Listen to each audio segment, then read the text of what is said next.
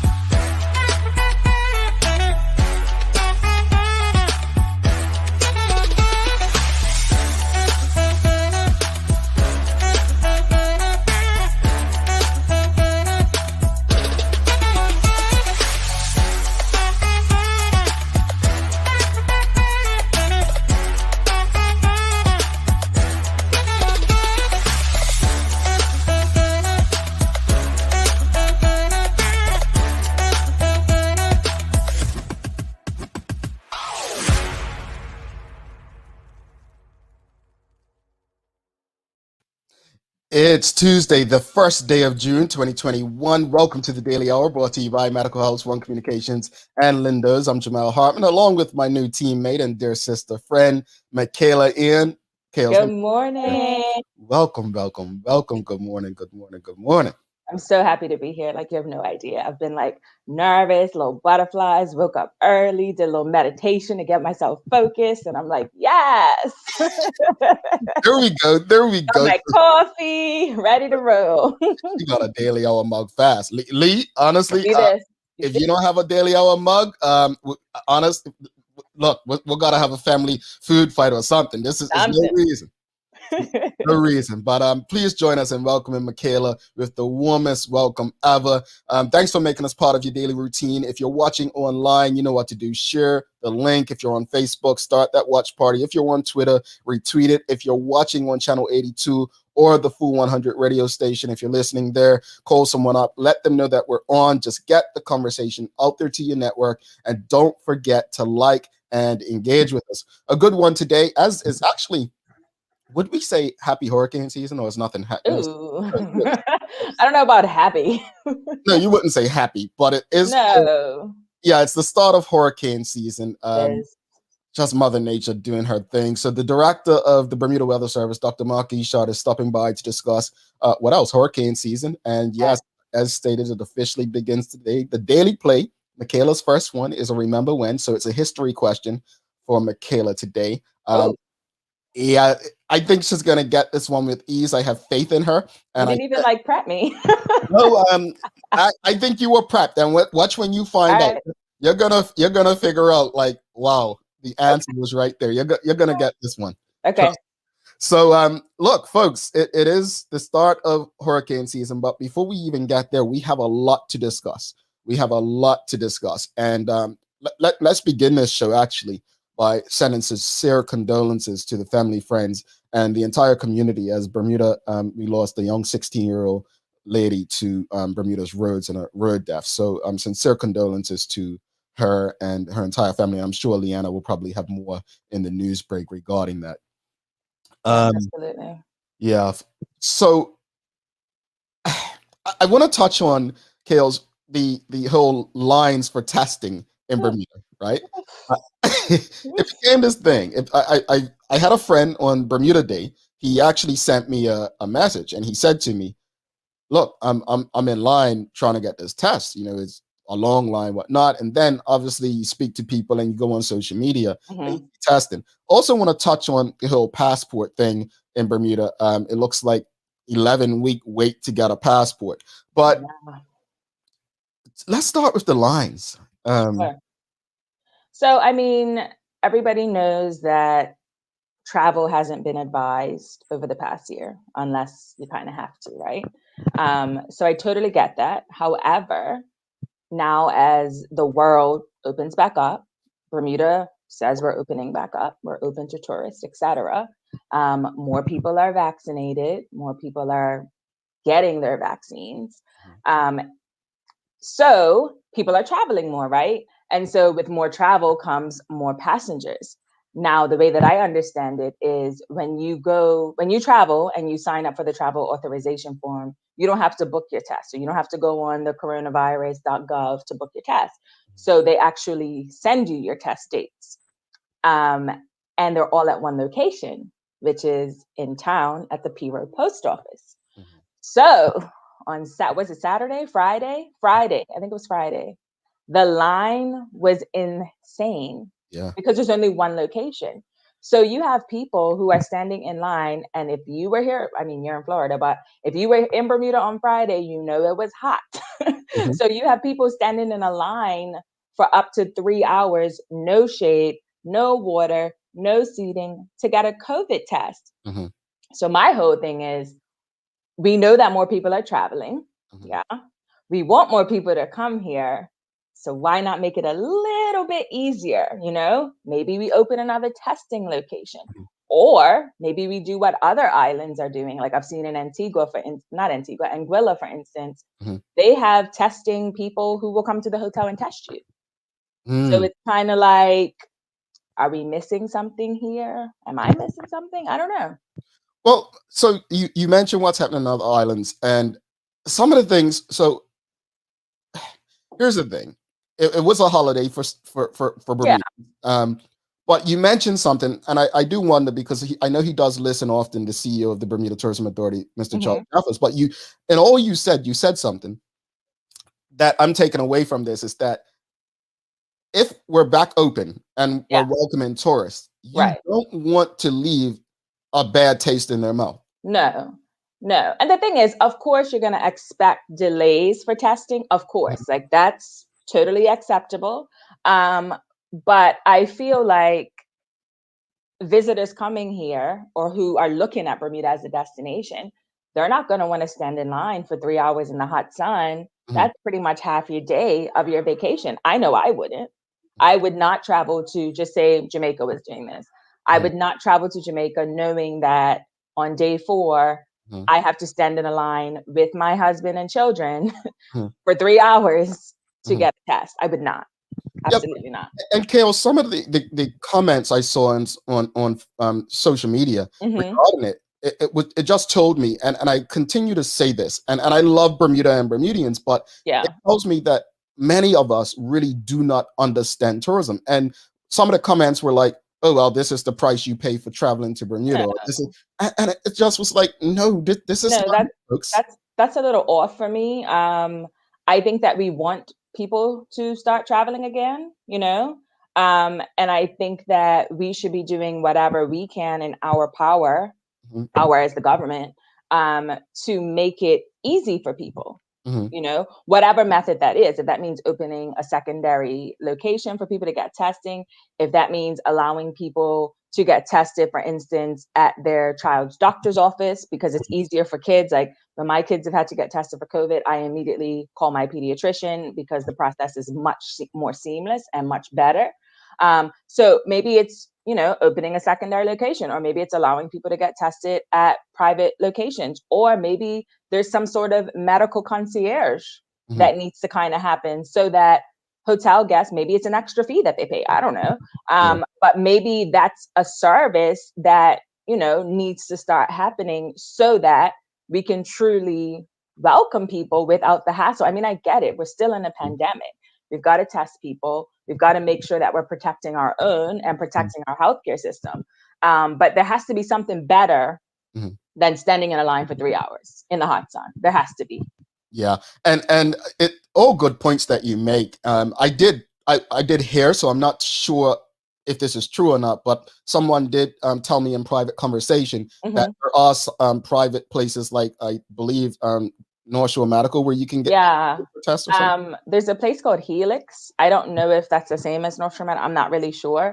But I do know that there are places where you can get your test done. Like I said, I've had my test done, my entire family, at our pediatrician. Mhm. And literally, you make an appointment. Just say the appointment's they do 5-minute intervals. Mhm. So my appointment's at 9:55. I'm out of there by 10 o'clock. Yeah. Like Uh, it. and I think people need to keep in mind too that when we're dealing with tourists, they don't necessarily have the private doctor in Bermuda that they No, go to. I no. think keep that in mind as well.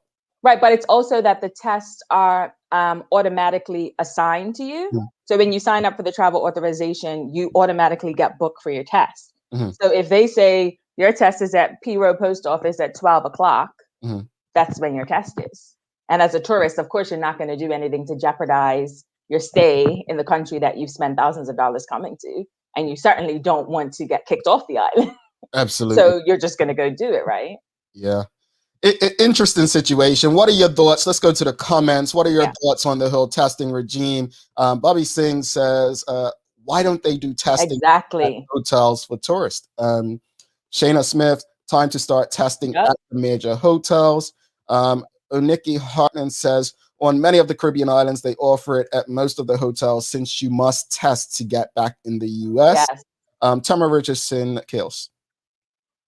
It was all the days you have tourists, returning students, parents who retrieve students, etc. They have test kits that do not require administration. You walk in, use a Q-tip like swab and leave. Takes 2 seconds and needs minimal staffing. Yes, and that's a good point because one of my coworkers just got back from Boston and she was able to do a self-administered test.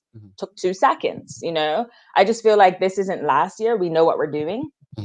So like, let's make it a little bit more efficient, especially because we say we want to be back open. Indeed. Elizabeth says the testing location is horrendous. Let's group all these potential COVID imports in the middle. Exactly. Like somebody put a comment on Magic's and they were like, this is a perfect place to get COVID because it's just a whole bunch of people together. Well, I mean, even that, when you look at the picture, it's like, I don't know. It seems like it defeats the purpose of what they're trying to do. I don't know. It seemed Kivani Hand says, shout out to Edgewood Pediatric. Yes, that's my pediatrician. They are freaking amazing, honestly. It's Dr. Kenny who's been administering the test, and it is simple, pain-free. It's just so efficient. Okay. And Sean Smith's asking a question: are the tests free or is there a fee? So when you are traveling and you come into the island, you pay your travel authorization form. So it's included in that. When I have gotten tested, it's been free. Okay. I haven't had to pay for it. It's been a free service that my pediatrician has offered. And even if you are on island and you haven't traveled, but you need to get a test, maybe you just want to know your status, or maybe you've been around people who tested positive, you don't have to pay for those tests either. Indeed. Bobby Singh, this is kind of goes back to what I said earlier. Yeah. Some folks are clueless to the fact tourism is vital to our economy and livelihood of many. The comments blew my mind. And again, this goes back to what I've been saying probably since we started this show. I don't quite believe Bermudians understand tourism and how it works. Yeah. Honestly, some of the comments blew my mind. And Charles Jeffers, the CEO of the BTA. Kales, want to take this one? Sure. He says part of the problem with testing at hotels is a lack of resources. As for the lines at Piro, part of the problem has been people showing up before their appointment time. That being said, the lines were unacceptable and it's not a good look for Bermuda. I have to agree with this. So I know that resources are a bit thin because you have a lot of people at the vaccination centers, you have nurses, and nurses are being worked. Okay. One of my very good friends is a nurse and she is just exhausted every day from the work. So I 100% get that. The problem with Bermudians, and like Bobby referenced, in the comments that I saw, people were just like, oh, first world problems. And, oh, well, obviously you don't need to travel. And it's like, you all are missing the point. You all are completely missing the point. We want to be open. We want people to come here. We need to make it easy and simple and hassle-free for them to come here. Otherwise, it's kind of like, okay, like I said, I personally would not travel somewhere where I have to stand in a line for 3 hours to get a test. I would not, especially, if you've been vaccinated, just because there are other islands that are doing it a bit different. And I am in communication with people who live in different islands in the Caribbean, and by far Bermuda and Cayman are the strictest. Yeah. In Cayman, you still have to quarantine for 10 days, even if you're fully vaccinated. Yeah, but you don't have to go and stand in a line. So I guess it's, Yeah, because of how competitive it is, Kales, it just boggles the mind. And I'm hoping that could be a lesson that we can learn from fast, because tourism is already extremely competitive. It's an extremely competitive thing. And right now, what was impacted most by COVID in terms of industries, probably tourism and hospitality, right? The airline industries and people in hotels. So I think right now, we've got to do what's in the best interest of the industry, when trying to get people back. What you We don't do. want is someone coming and having a bad experience. And let's be honest, we used to say word of mouth, right? But with social media, Ugh. word of mouth goes even further. That's the thing. It's a whole other level. And like, I'm in this travel group that I know there's a lot of Bermudians in it. It's Black Travel Movement, I think it's called. It's a lot of people, like 1 million people in the group. And there are people constantly posting where they're going, where they're going, where they're going. And I have yet to see Bermuda pop up.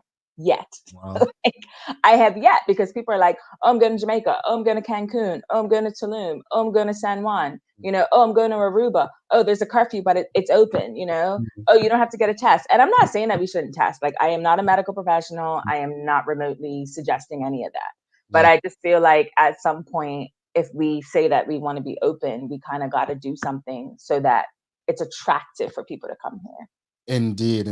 Let's go through a few more comments before we take it away. I actually want to bring Lee in to get her opinion. Not sure if she's traveled or not. Tamara Richardson says, apparently on the form there is a one-liner that says you can submit private testing. Safe to say that will be my option going forward if this doesn't improve. She also goes on, Tamara Richardson says, for months, those who travel have been told to show up at best time for groups because every person in a group can get a different allotted time, including minor children. So that's crazy. Yeah. Let's bring Lee into the convo. Lee, you've been sitting back there. Have you been traveling? Have you traveled? No, not as yet. I actually, like Michaela, I haven't figured out where it is I really want to go to yet because, again, still trying to figure out, okay, what are their restrictions? What are the regulations? What's their testing regime like? But I couldn't agree with you guys more. At this point, it's like, okay, if you know that there's going to be an overwhelming amount of people that need to get tested, we need to separate the groups. That's just how I feel. The tourists and, your visitors, they go to one section, your locals go to another. I mean, we saw that they were able during, lockdown and whatnot, they were able to open multiple testing sites. We saw it, Horseshoe Bay, up in Dockyard at Island Star, it's called. So we've seen them be able to have the capacity and the know-how to open up various testing sites. Just separate the two. It seems like a no-brainer to me. Yeah, it's just really funky because I just feel like we can be efficient when we want to be efficient, but it's just like it's I don't know. It's just funky, and I just feel like we need to fix this sooner rather than later so that we can have a robust tourism season. I mean, I don't expect us to have all the people who might have come here in 2019 or 2018, but if we make it easier for people to come here, especially because we're so close to the US. I had a conversation with a couple women over the weekend at Hamilton Princess, and 2 of them were from Boston. They were like, oh, it's just such a quick flight. It's easy. We love that it's safe. We're both fully immunized, but the testing, or you'll get people who will book, like a Friday to a Monday. So they have to avoid the day 4 test, but then that's less money being spent here. It's a tough one. Let's end it with Charles H. Jaffa, CEO of the BTA, says, as for the testing regime, we have to remember where we were a month ago as a country. We don't want to go back there. Indeed, Mr. Jaffas. Let's turn it. I hope I'm allowed to call him Mr. Jaffas. He would say, that's my father. But let's turn it over to Lee for today's news break. And we'll be back. Don't forget, Dr. Mark Guishard. It is the start of hurricane season. So a very important conversation coming up, folks. We need to talk about preparing and taking this seriously. We don't want to act like this is a joke. Hurricanes are serious business. All right, over to you, Lee. Well, once I get your intro going.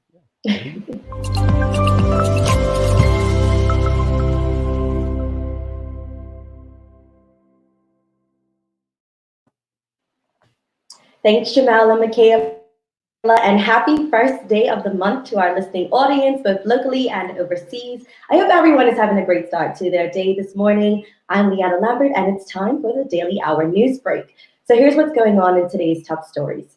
There has been an outpour of love for the friends and family of 16-year-old who died in a road accident over the weekend. Police have identified the road traffic victim as Amber Bridges.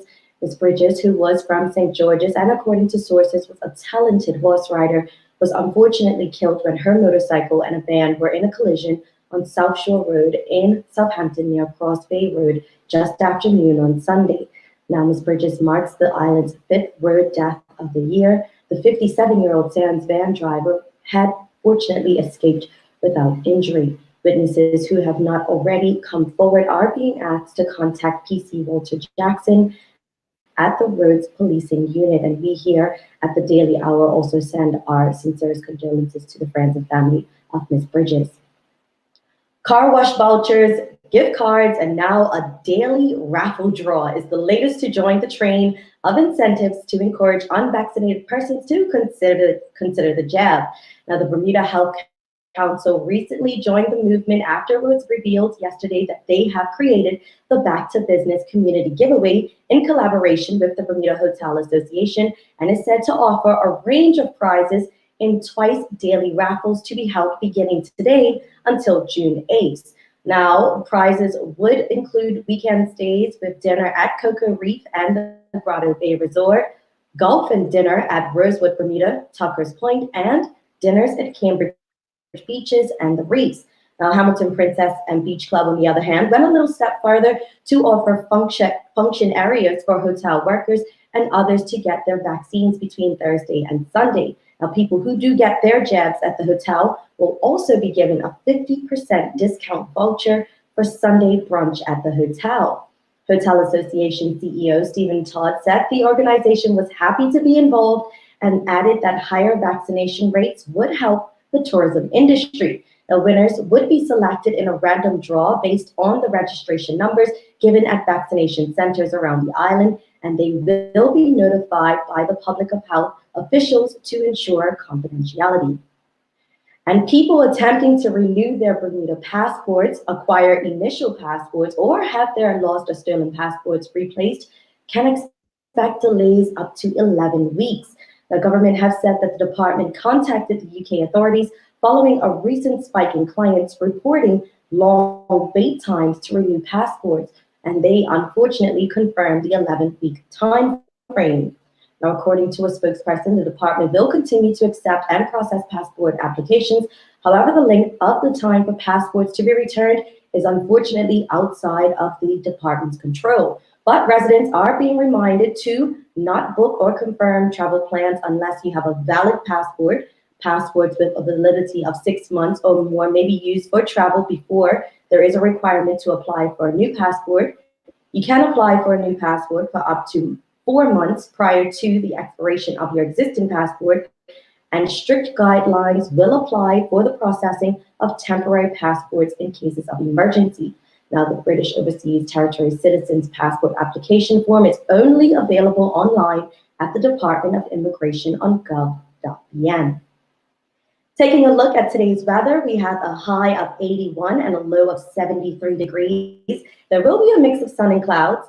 The Bermuda Azores high becomes increasingly dominant over the next few days, with plenty more dry, sunny, and warm weather. Now, winds will be mostly light to moderate from the southeast, while temperatures remain a little above average. That's all for your Daily Hour news break. I'm Leanna Lambert. Let's head back over to Javal Michaela in the studio for today's Daily Focus. Lee, thanks for that, right? Thanks for that. But we didn't get to talk about it. But that passport situation, my dear. 11 weeks. 11 weeks, Jamal. 3 months. 3 months. That's 3 months for a passport. Like, and folks, in all clarity, my Bermuda passport expired last week, May 26th. Yeah, that was last week, right? And I'm just, I don't see, I'm just not interested right now. I'll bite the bullet and just travel with what I have. 11 weeks. I mean, I probably won't get it for another 2 years the way things are working. Exactly. That's the thing. Like 11 weeks turns into what? Exactly, right? They tell you 11 weeks. And something that tells me it'll be a bit longer than that. But Lee, thanks so much for that. And we'll see you tomorrow. Very welcome. Bye, guys. All right. Leanna Lambert there, folks. Love it, love it, love it. They always say news is always so depressing, but the way she does it, it's so engaging. Really appreciate Leanna. She's a pro. She definitely is. And she, honestly, Shanta, Lee's throwing you shade backstage because she don't have a mug. She just took her mug. I saw her backstage and took a sip. I'm just saying, I give you shade. We're gonna take a quick break. You'll be back with our guest for the day, Dr. Mark Guishard. We're talking hurricane season, folks. Don't go anywhere. Mom's celebrating her 70th birthday next month. Have you noticed her age is catching up with her? Yeah. Plus, she's having a hard time getting up and around like she's used to. I would sure hate to see her fall. At Medical House Limited, we can help make life situations easier. We have electric beds, motorized scooters, bath stools, walkers, you name it. Mom's been real good to us. We'll get her birthday and Christmas gifts from Medical House. Medical House has relocated next to the Dendy Town Field, number 6 Bakery Lane, Pembroke. Telephone 292-3622. We're welcoming back the often featured Whole Food veterans Bragg Live Food Products, renowned for their live probiotic organic raw cider vinegar and savory seasonings. Paul Bragg is the man behind the products that has originated health food stores, restaurants, and spas, and promoted nutrition education through the media, helping lay the foundation for the enlightened way we make healthful choices when we shop for and prepare food. This month we're featuring Bragg Organic Raw and Unfiltered Apple Cider Vinegar and Organic Extra Virgin Olive Oil. Lindo's, why go anyplace else? All right, welcome back to the big show. She's Michaela Ian. I'm Jamel Hartman. It's the Daily Hour, brought to you by Medical House One Communications, Lindo's, and our friends over at Channel 82, where you can stream this and many other locally produced shows. Thankfully, we actually have a virtual studio, because if you can't tell, I have all these tissues right here. I kind of got a slight cold this weekend. Oh, I thought you were going to say you were emotional and crying about something. About what? Really? That's how you do me? From the hurricanes today. You know, hurricanes can be pretty sad things, but very true. Yeah, with that said, let's bring in Dr. Guishard to the conversation. Very important conversation, as I stated, folks. Obviously, Mother Nature is something we can't control, something we should appreciate and respect. And hurricanes always serious incidents that happen due to Mother Nature and her wrath at times. So let's bring in Dr. Guishard. Welcome back. How are you? Good morning, and thank you once again for having me. But before we get into that, I wanted to mention one thing. I don't have a Daily Hour mug, and I'm looking for one. Dr. Guishard, I'll put it this way, right? This is how I do it. You know me, I throw people on the bus. So, Shanta, I'm just pushing you further under that, and you will have your mug very soon, sir. You will have your mugs. So, personal delivery and all. Oh yeah, personal delivery. You will get your mug, and the next time you come on, you will be sipping like Michaela and I. Mind you, hello. Michaela got hers the fastest. I'm probably sure she threatened somebody, but you know. I have mine hand delivered to my home. Sure did. I was going to say, first time on. This is my second time on. I still don't have a mug. So. Wow. Yeah, this is true, Doc.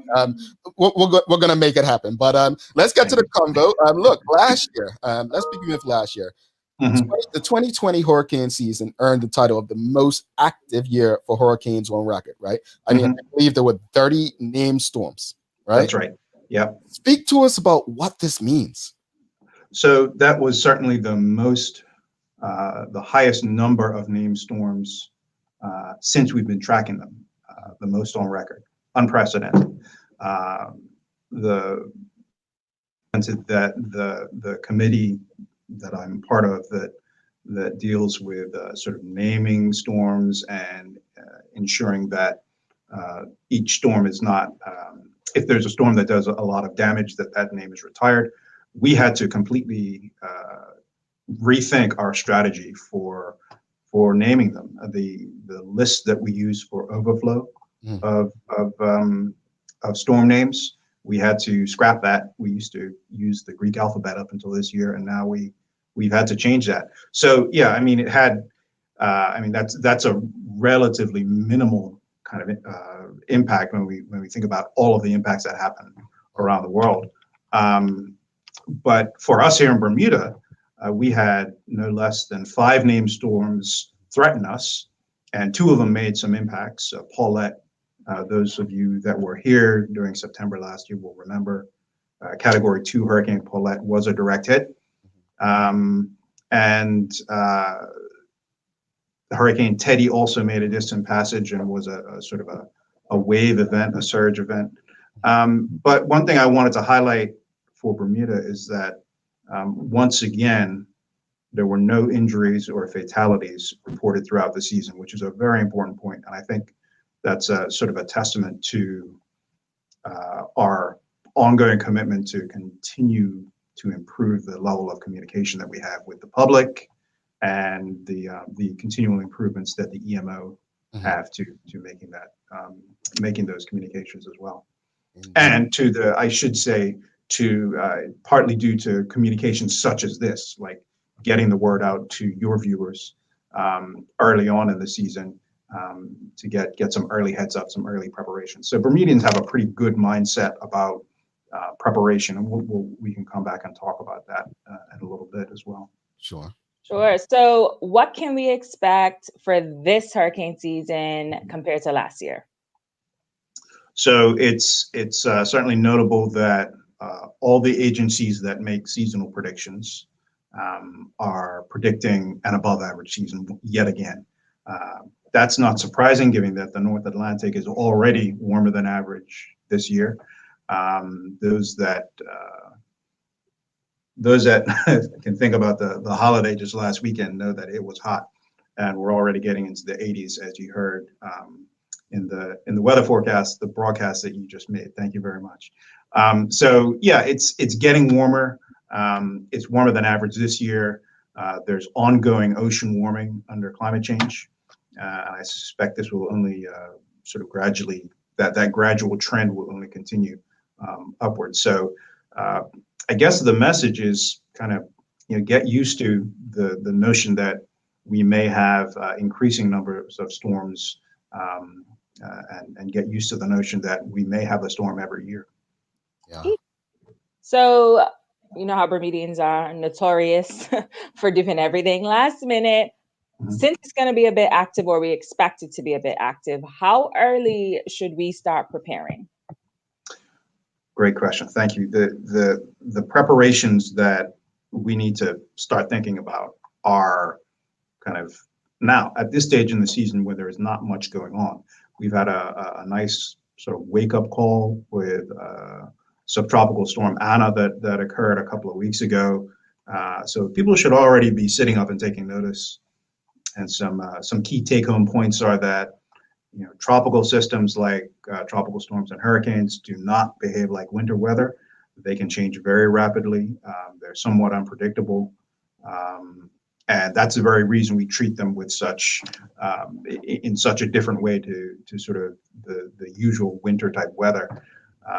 If we issue a tropical storm or a hurricane watch, please monitor the storm progress very carefully.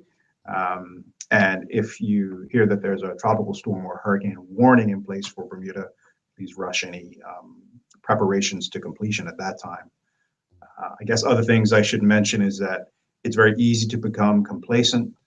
So please keep up to date on the official sources of information. There's lots of information out there readily available at people's fingertips these days. The official threat and watch and warning criteria about the hurricanes for Bermuda are issued by the Bermuda Weather Service. You can go to our website, weather.bm, for the latest weather, and we have a hurricane preparedness week sort of page that's been uploaded for this week. It is Hurricane Preparedness Week. The EMO website, of course, gov.bm/EMO, for information about what preparations you can make. The emergency broadcast facility, 100.1 FM, the Bermuda Tree Frog app. And I'll say that in terms of everyone's risk and everyone's preparations, they're all going to be different. So I can't advise, and quite frankly, the government can't advise on one course of action. One course of action that's going to be a solution that's a magic bullet for all residents. So my advice is always to review and create a hurricane preparation plan for yourself, your family, your business, and incorporate any lessons you've learned from previous years. Okay, so what's one thing that you would like to tell people about being prepared for hurricane season? Because like I said, Bermudians be last minute and they don't think it's that serious until it gets here. Yep. So if there's one thing you could tell people about being prepared, what would that be? So I think, write it down. I guess, like for me, being prepared means writing a list. Think back to the last time we had a storm, and this time you had a serious impact, and actually write down all the things that you could have done to mitigate whatever those impacts were. For if you are a homeowner, you might write down things like check the storm shutters now to make sure that they're secure and can be closed. Ensure that you have an adequate water supply in case the power goes out, things of that nature. But again, I think everyone's risk is different. Your risk if you're a single person living in an apartment is different from a 4-person family living who lives on the North Shore in Cherry Reach. Right, location as well, right? If you're up on a hill, you might be exposed to more wind. If you're down near the coast, you might be exposed to more wave action and storm surge. So again, different risk profiles for different people and organizations. Okay, thank you for that. And then we know that we have a lot of new people in Bermuda with the remote working. We might have had, new expats who've moved here. So for people who this is their very first hurricane season, what's your advice for them? So, yeah, if you're going to get hit by a tropical cyclone, a tropical storm or hurricane, Bermuda is the place to do it. That sounds a little funny, but Bermuda is a very resilient place. Yeah. Partly because of our physical geography. We don't have a continental shelf that exacerbates storm surge. Partly because we're slightly further north than the main hurricane belt, so the storms that tend to get to us tend to be less intense. But I don't want to make that as a prediction. As I said already, our storms are already getting more and more intense. So I don't want that to be taken lightly. I guess follow the advice of the authorities. In other words, don't go out during the storm if there is a storm.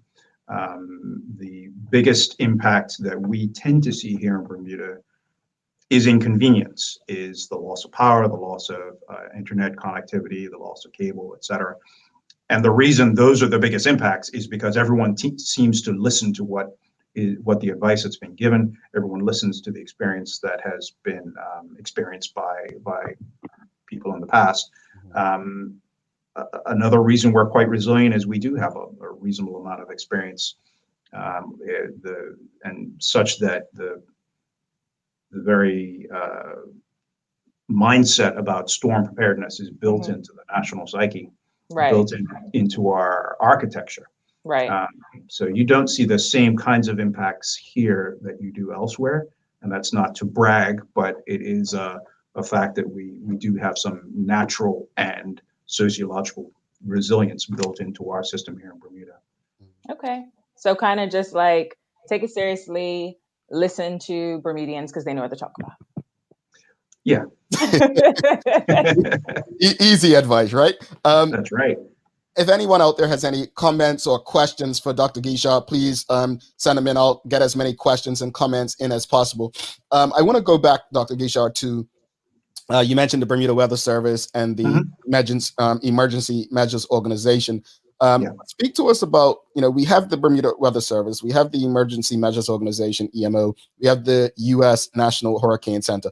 What should people know about the roles and responsibilities of these organizations and where they should go for what information? That's great. Thank you for that question, because it's a very important point for people to realize.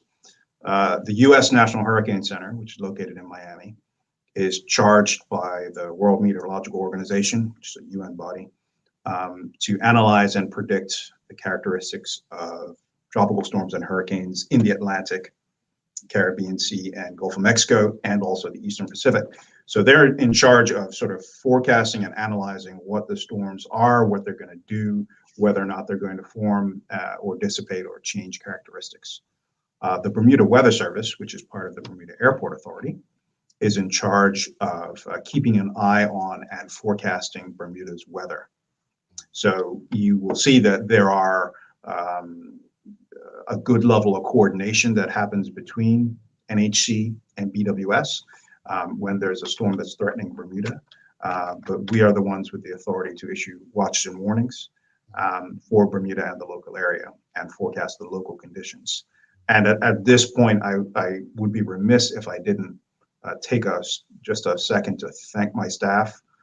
We have a very diligent and hardworking staff of meteorological technicians and forecasters who are essential workers working 24/7 throughout the pandemic in the interest of not only aviation safety here at LF Wade International, but also to keep Bermuda informed on day-to-day weather and also natural hazards such as hurricanes.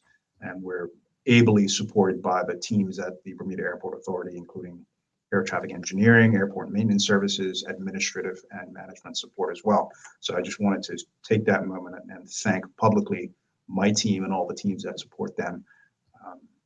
And one of the things that the team here at BWS does is we liaise directly with the EMO and the Ministry of National Security teams to ensure that when we give a forecast of what's going to happen and give the information about what the weather is going to do, what the natural hazard itself is going to do, that team springs into action to make sure people are aware of it and are aware of what the preparations they need to do are, and ensure that the government is ready to respond.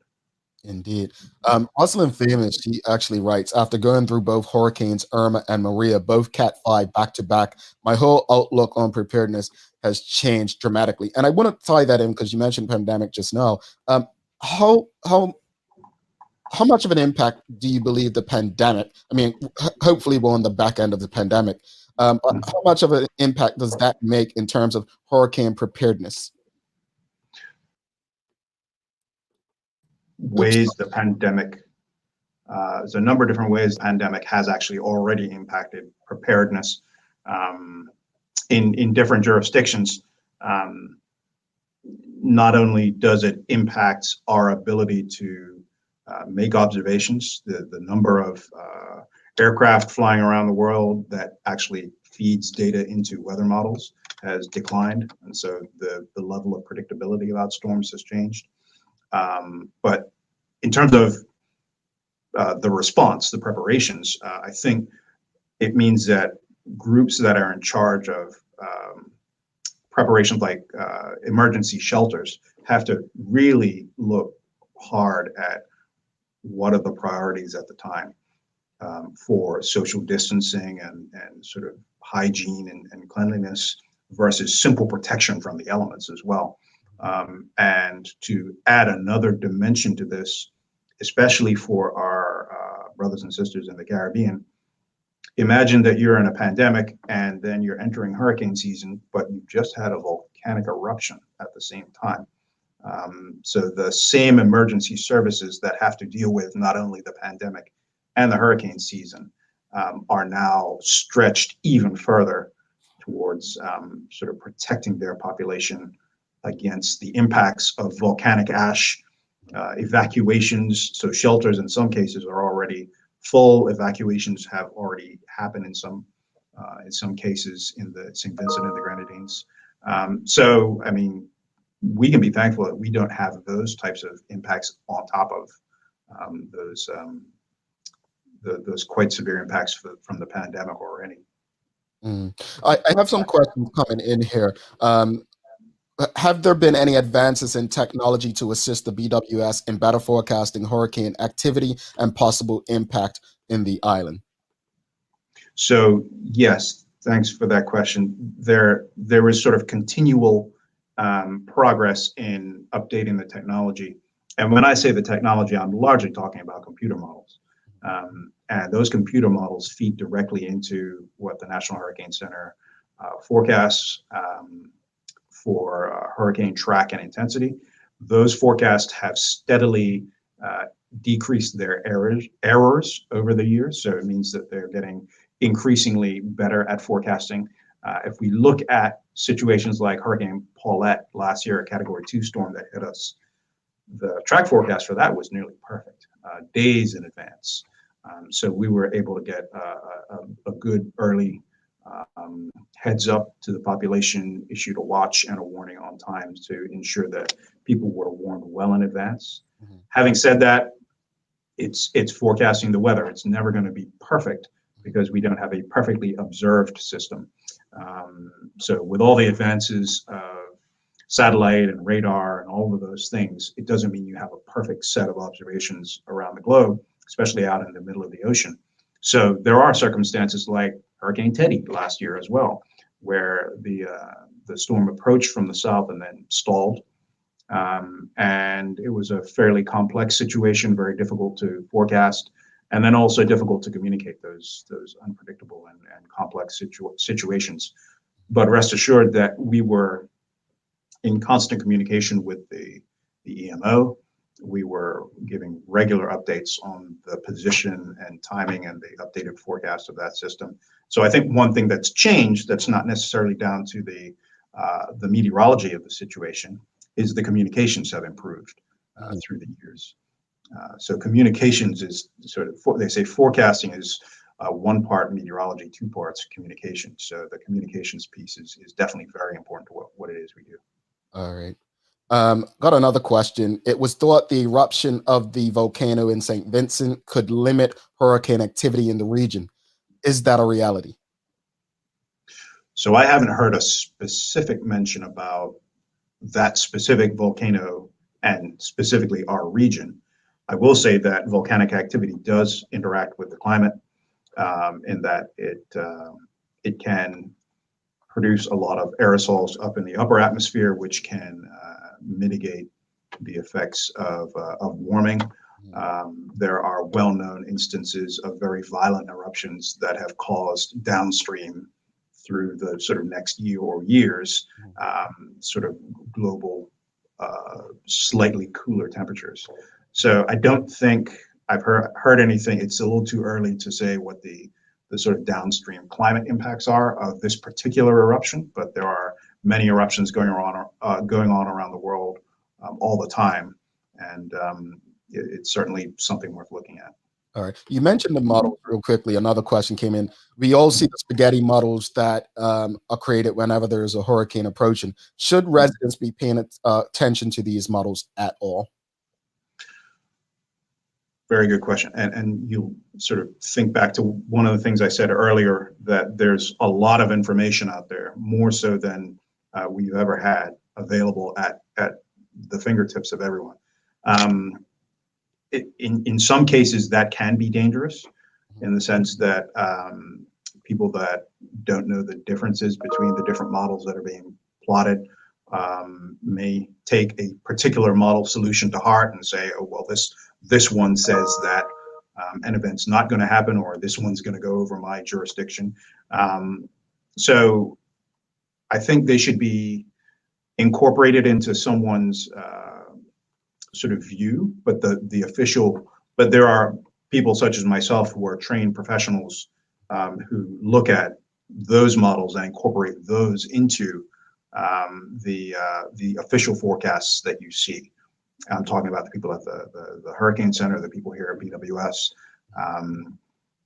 know which ones to pay more attention to and which ones to perhaps pay less attention to.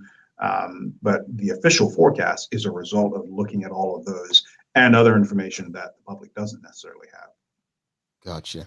Go ahead, Kels. No, I was just saying that's really interesting. Yeah. Sean Smith, question, is Bermuda part of a global network that shares information on global warming? The short answer is yes. All national meteorological services provide data that is sort of uploaded to a global telecommunications system that form the basis for the climate record for the world. So Bermuda Weather Service, in addition to being the sort of day-to-day monitors of the weather and the day-to-day sort of forecasters of the weather, they're also sort of the de facto climate office for the island as well. So we hold the climate record, and one of the things I'm hoping, as the director, I'm hoping strategically is that we can sort of highlight more of the climate-related work that we do already, and sort of advance some more of that as climate change becomes much more of a prevalent policy issue. And one final question for you, Sean Smith. My apologies if you have answers to this question. What else do you do for the rest of the year before/after? He's like, do you work, or is it just like, I love it. I wish. I wish I could just sit off for the rest of the year, but no. I guess two things that question brings up. One is that hurricane season is a full 6 months of the year, the 1st of June to the 30th of November. So I want to remind people of that. Although the peak of our season here in Bermuda and most of the tropical and subtropical Atlantic is September and October. August through October really is when the warmest ocean temperatures are and when we can expect the most activity to be affecting us. And in fact, most of our major storms through history have happened in September and October. So that's one piece. But to actually get to the crux of your question, of course, we have a lot of active weather. Those of you that have been here this past winter know that it's been like almost a perpetual small craft warning with gale force winds from time to time and even storm force winds, severe thunderstorms, et cetera. So there's a lot of interesting things that go on if you're a meteorologist here in Bermuda, because we straddle the mid latitudes and the tropics. So in the summertime, it's more like the tropics, and so we get hurricanes, et cetera. In the wintertime, it's more like the mid latitudes. So you get cold fronts, you get severe weather, you get active thunderstorms, gale force winds, et cetera, et cetera. So it's always actually quite busy here. I'm thankful that this week it's actually quite calm, so I'm able to do some more strategic work and communications about hurricane season. But lately it has been quite busy. All right, Dr. Guishard, thank you so much for this conversation. As always, helpful. We'd love to have you back through the summer, especially August, September, as the water temps get warmer. Hopefully nothing to report at that time, but definitely. Hopefully not, because I'm not in the mood for a proper hurricane at all. We don't need any visits like that. So. No. Thanks much, and we'll be in touch, and we'll definitely ensure you get your mug for the next time around. You can use it. Right? Thank you so much. All right, thank you again for having me. No problem. All right, Dr. Mark Guishard, if you enjoyed the information, found that conversation helpful, you know what to do. Show us some love. Give us a like, love. If you're sad about hurricane season like some of us are, you can also give us a little tear as well. Yeah. Gil, you're an East Ender, right? You're a St. George's lady. So. I am. And hurricane, what was it, September 2019? Like, my house was a disaster. Yeah. Like, ceilings collapsed, windows bust in, like, just not fun. So I am not into it at all. I don't like it. I don't get drunk. I don't sit in my house and drink Doc and Stormies during the storm because I freak out, because I'm like, oh my God, is my windows gonna bust here? Oh my God, is my roof gonna come off? Because every time freaking roof comes off, it's just like, oh God. And here's the serious part of it, because I gather somebody's somewhere is watching and saying, or listening and saying, is she even Bermudian? But no, folks, some people own homes. They don't think about getting drunk and just having fun during a hurricane. It's business for different. I cannot, no. Yeah. So thanks again to Dr. Guishard. Again, really important conversation. We're going to take a quick break. We'll be back with the Daily Play, and then Kale's just going to give us some daily inspiration before we let you all go for the day. Don't forget, show us some love for today's guest.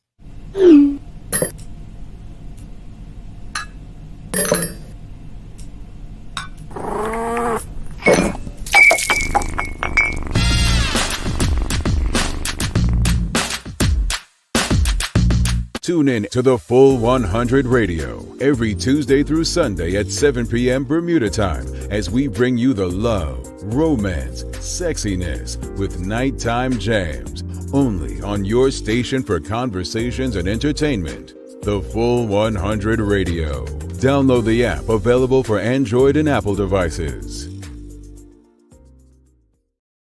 All right, welcome back. She's Michaela. I'm Jamal. It is the Daily Hour. Thanks again to our partners, Medical House, One Communications, Lindo's, Channel 82, everyone that continues to support the work that we're doing. Here's your Daily Play. So it's a Remember When. Tuesday is a Remember When. If this is your first time watching, it is our trivia. And I believe as of tomorrow, we'll have a new sponsor. So stick with us for that. So here's your question, Kales. All right. Help her out, folks. Help her out. Greenwood, a suburb of Tulsa, Oklahoma, known as the Black Wall Street, was one of the most successful Black economies in American history. What year did the Tulsa race riots take place? Oh, I know all about the Tulsa race riots, and I cannot remember the year. Can I Google? Is that cheating? No. I Google everything. Okay. One's Googling to try to give you the answer. I usually look at dates in history and like think about my Nana and when she was born, and that's how I tend to figure it out, but I can't remember. So in my mind is saying 1946, but I feel like I'm just off. Everybody's telling you on the screen. 1921. Okay. Yeah, 100 years. Yesterday, I believe, okay. 100 years for the Tulsa. Look at that. Everyone getting it. 100 years. Oh my gosh. I obviously have not checked anything this morning. Like it would have popped up on my feed. I've looked at nothing. I thought you'll get it, right? So last night, Kales and I we're in a chat group, and one of our good friends, Phil, actually shared something about it in the group. So I said, and I haven't looked at it. Yeah, because you haven't responded in the right. So no, because my phone's like off at like 9:30. My phone goes on do not disturb, and then I haven't looked at it this morning. I feel that. I'm like, bro, that's the question for Kales tomorrow. Like, I'm like, I hope she don't check it out, right? Phil was giving me a little blind, and I couldn't even catch it. I didn't even get it. Thank you, though, Phil. Dr. Guishard got it as well. So yes, yesterday was, as Carmen Mitchell-Jones is saying, it was the 100th anniversary of the massacre. We'll share some more information on our social media channels as well. Also, we have a winner. This weekend, we had a Daily Hour trivia, which was which of the following former premiers has not appeared on the Daily Hour? And the names were Paula Cox, Michael Dunkley, Craig Kennenair, and who was the other one? I actually forget. Was it Alex Scott? Dr. Brown. So Dr. Brown, yes. And the answer was A, former Premier Paula Cox, and the winner of this week's mug and $25 gift voucher is going to be Takia Tucker. So Takia Tucker is this week's winner. She is this week's winner. So she got a mug before Leanna. Oh, wow, Kels. You're going to make the family chat a bit tough. Sorry, Lee. Direct that anger towards Shanta, folks. Direct that anger towards Shanta. Any final thoughts on today's show before you give your daily inspiration, Kels? Any final thoughts on today's conversation? I just want to remind Bermudians that like hurricanes are not a party. Like we have to take it serious. And I used to think that hurricanes were like, oh, it's just, until 2015 when we had those two back-to-back. It was Faye and Gonzalo. Yes. That like my mother's house, a tornado came through it. Our house was a mess. And then 2019 again, just like a whole mess. So just take it seriously. Like if you need new blinds, go get measured for new blinds. If you need to fix things, fix them now so that you're not rushing and standing in a line at Gorham's for hours waiting to get plywood and whatever. Like let's do it now. Let's prepare now. Yeah, indeed. I agree.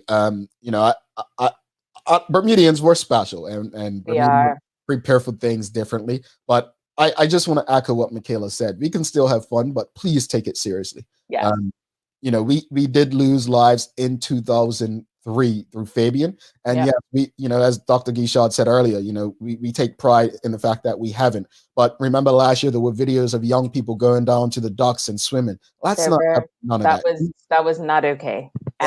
Let's not do that. Tamara Richardson actually adds, pay your home insurance. This is important, folks. Hello. And if you don't have it, get it now. Don't wait. Get that home insurance because it is quite handy when your roof falls off and your ceiling collapses. Okay. From experience. Okay. Get it before you need it, right? Yes. So what's your daily inspiration? You got some daily inspiration for us, I'm sure. I do. All about like daily inspiration and wellness and self-help and all of that. So today we are talking about happiness is letting go of what you think your life is supposed to look like and celebrating it for everything that it is. Author unknown. That's a good unknown. I like that. I love that. Isn't it great? Yeah, we'll I feel like we're always like looking at what's next or what we can do rather than like celebrating the journey that we're currently on, Yeah, indeed. Well, Kales, it's been a great first day with you. Thank you. Nothing but smiles. And tomorrow, I know you're going to love tomorrow's guest. We have Susan Jackson, MP Susan Jackson, Women in Politics. And I want to go back because we're out of time, but I have to say this. I remember when Michaela was a reporter, and I went to Government House when my former colleague Teo Deal was being sworn in. And you had said to me at Government House that day, you're like, the lack of women. And I think that was Dr. Brown's first cabinet after 2007. And you said it to me then. We're talking 14 years later, Kels. Yeah. The lack of women in politics has upset me for a long time. Not upset me enough to participate, because you'll never ever see that. But I feel like it's important. Women are it. We run the world. And I just feel like things would be so much better if women were in charge across the board. Right. So I'm looking forward to this conversation. All right, tomorrow it is. Thanks again to our partners, Medical House, One Communications, and Linders, for ensuring that we're able to do this with you on a daily basis. As always, we appreciate you, we love you, and we thank you for making us part of your daily routine. If all goes well, we'll be back to do this again with you tomorrow. She's Michaela Ian. I'm Jamel Hartman. My friends, make it a great day. Peace. Bye, guys.